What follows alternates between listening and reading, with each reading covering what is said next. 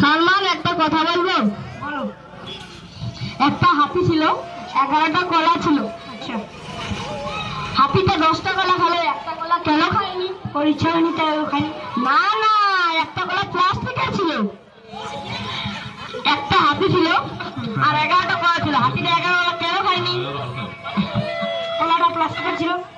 এবার হাতি প্লাস্টিকের ছিল, এবার কলাও আসল ছিল, হাতিও আসল ছিল, হাতি 11টা কলা কেন খায়নি?